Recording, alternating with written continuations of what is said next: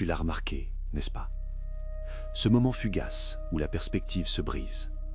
Ce détail si insignifiant qu'il semble être une simple fatigue visuelle.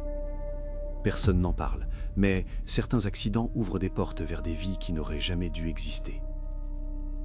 L'histoire commence avec une agression brutale sur un campus universitaire. Un étudiant, projeté au sol, perd conscience.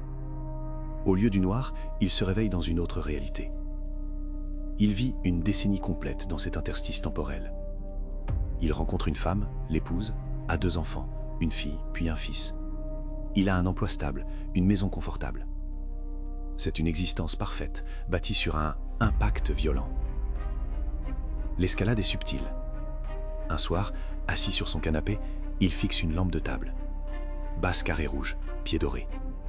Mais la perspective est fausse, inversée. Il ne peut plus détourner les yeux.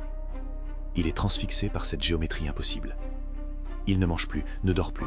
Il fixe cette lampe pendant 3 jours entiers, le monde réel s'estompant face à cette aberration visuelle. Sa femme, terrifiée, finit par emmener les enfants chez sa mère. Elle sait que quelque chose s'est brisé chez lui. Le climax arrive lorsqu'il comprend.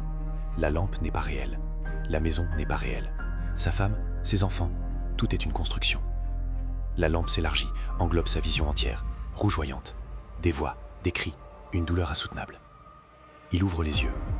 Il est sur le trottoir, entouré de gens qui hurlent. Il dit ses premiers mots réels. Il me manque des temps. Il revient à sa vie réelle, mais il porte le deuil d'une famille qui n'a jamais existé. Si tu penses que ta réalité est solide, abonne-toi pour douter de tout. Il passe ses nuits à pleurer la perte de son fils, qu'il entrevoit parfois du coin de l'œil, toujours âgé de 5 ans. Alors, quand tu regardes ton salon ce soir, assure-toi que ta lampe est bien orientée. Car, à quel prix achètes-tu le confort de ta vie ?